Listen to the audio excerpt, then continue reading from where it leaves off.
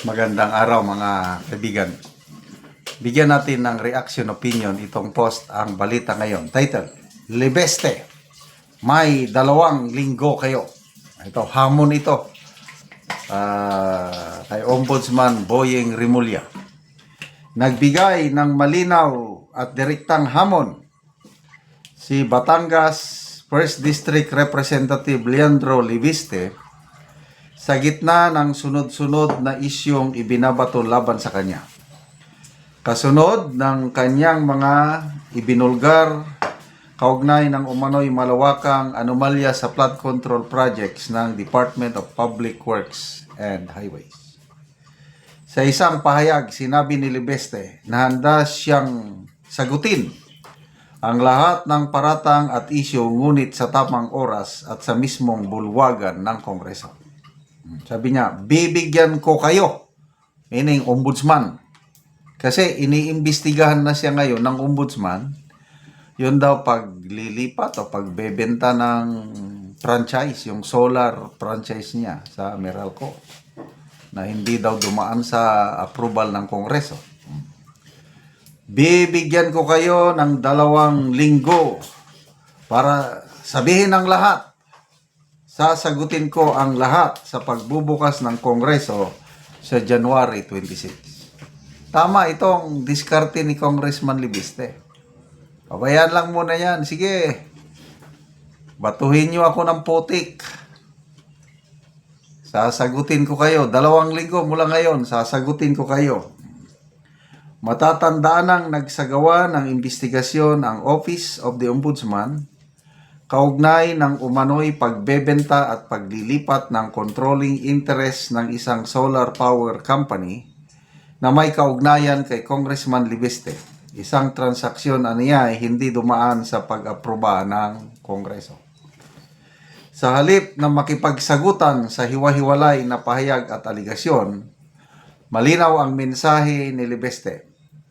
Hayaan muna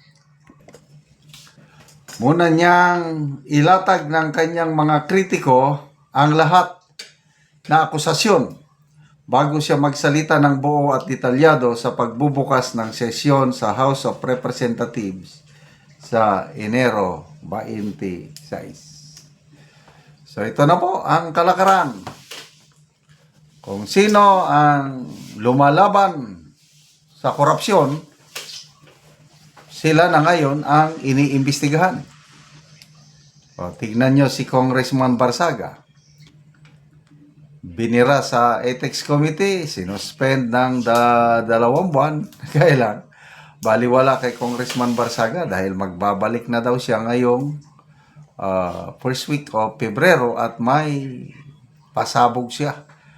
Sabi niya ang utak ng korupsyon sa Kongreso ay walang iba kundi si Enrique Razon, yung bilyonaryo. Ito may kinalaman kay Speaker Martin Romualdez, yung kanyang ilalahan. So, 2 sila na may pasabog pagbukas ng Kongreso sa January 26. Dito naman kay Libeste, sasagutin niya yung issue. But ngayon, nagsimula na talaga ang investigasyon. Kasi nasa kapangyarihan yan ng ombudsman. Imbestigahan ang alinman nakikita niya na may paglabag sa batas, lalo na pagdating sa graft and corruption na issue. But ako, kumpiyansa ako sa pagkatao nitong Libeste na ito dahil makikita mo, ibang-iba ang kanyang napaka-generous niya. Una kong bumilib sa kanya, yung kanyang programa sa kanyang distrito. Namimigay siya ng allowance ng mga estudyante. Sarili niyang bulsa, 150,000 students ang pinili niya sa kanyang distrito. Binibigyan niya ng 1,000 pesos allowance per month. So kung 1,000 times 150,000, ilan yun? 15 million o 1.5 million? Hindi ko na alam, kayo nang mag-compute. Sarili niyang bulsa. So, batang-bata ito, bilyonaryo na. At yun na nga, yung kanyang kita, income niya is dito sa solar company na, yun na, parang ibinenta niya sa Meralco. Tama ba? I'm not sure kung, yeah, Meralco. At ito ngayon, ang issue ngayon laban kay Congressman Libeste dahil national franchise yan. Dapat humiling muna siya ng approval sa Kongreso bago niya gawin yun. So, yun. Maliban sa investigasyon ng ombudsman, sasagutin lahat ni Congressman Libeste ang issue 2 weeks from now. Kaya sige, magpakasaya kayo. Sabihin nyo na lahat. Kasi pinagsabihan siya ni Boying Rimulya nga, batang-bata mo pa. Nininegosyo mo ng franchise. Para kang hindi Pilipino, parang ganun. Mahiya ka naman. Ay, nako, kung sino pa. Basta, nakikita ko, malayo ang mararating itong dalawang batang ito. Tatlo, sabihin na lang natin tatlo. Barsaga, Libeste, at saka itong si Eli San Fernando. Tinatagurian na nga silang mga modern day Gomborsa. Yung tatlong pare na binitay ng Makastila, Gomez, Burgos, Zamora. Ito ngayon silang tatlo. May nakita kong post. Ganda ng pagka nila dahil walang takot na nagsasalita laban sa katiwalian ng administrasyong ito. Okay, so speaking of Libeste Ligarda, nakikita ko na dito ngayon ang support ng Libeste Ligarda political dito sa pamilyang Duterte. Kasi pinipilit nilang i-connect si Congressman Libeste sa mga Duterte. Na inaamin naman ni Congressman Libeste na talagang yung kanyang paghanga kay PRRD noon hanggang ngayon nandiyan pa rin. Kaya nga nag-OGT siya kay Tatay Digong noong presidente siya. So pagdating ng impeachment, nakikita, opinion ko lang ito, pag matuloy ang botohan sa impeachment ni VP Sara, makakaasa tayo na itong si Senator Ligarda boboto sa acquittal ni VP Sara. Salamat mga kaibigan sa inyong pagsubaybay sa ating channel. Nakakatulong kayo ng malaki sa tribong Talandig ng Bukidnon dahil ang income natin sa channel na ito is pantulong po sa tribo. Namimigay tayo, excuse me, namimigay tayo ng libreng yero at pako para makapagpatayo sila ng mas maayos na tirahan. Panoorin niyo ang video nito. Ni ang gihatag namo nga yero.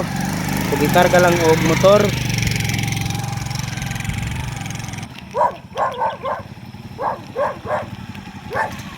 Abot na gyud ang yero.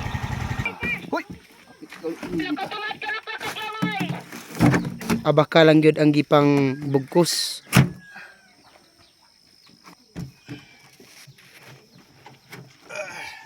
Karon dalo na pod ni Kuya sa yang payag sa tabok. So baklay pagyod.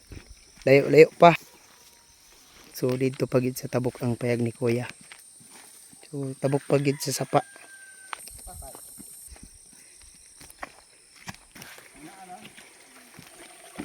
Karon awat na gyud si Kuya sa payag. So mo na ni ang payag ni Kuya nga kuanan karon atupan karon. Giapid-apid na ang mga trapal. Makita gyud nato og silipin og trapal lang. Naa na mga tubig nga na kuan sa trapal na butang tungod sa ulan. Maupod ni ang itsura sa ilang sulod sa ilang gipuy-an. So trapal lang gid in town. So mag-atop na gyud.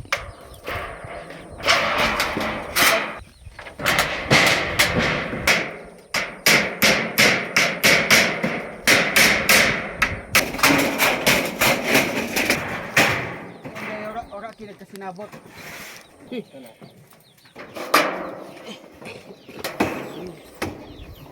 O karon humanag gyud sa pag-atop og maayo na gyud nga tan-awon kay di na pa sa pareha sa ganina nga mga trapalang og silupin. Makita gyud nato nga dili na gyud sila maulanan. Salamat kay sa Ginoo nga sa naghatag og sin niya, di na gid ulanan. Oo. So pila gyud nanay ka tuig na nga nagantos mo aning gaulanan lang trapalang inyong atop? Murag mga dugi-dugi na ni. Mga tulo duha ba ka tuig? Katuig. Duha ka tuig. So salamat kay nanay. Oo.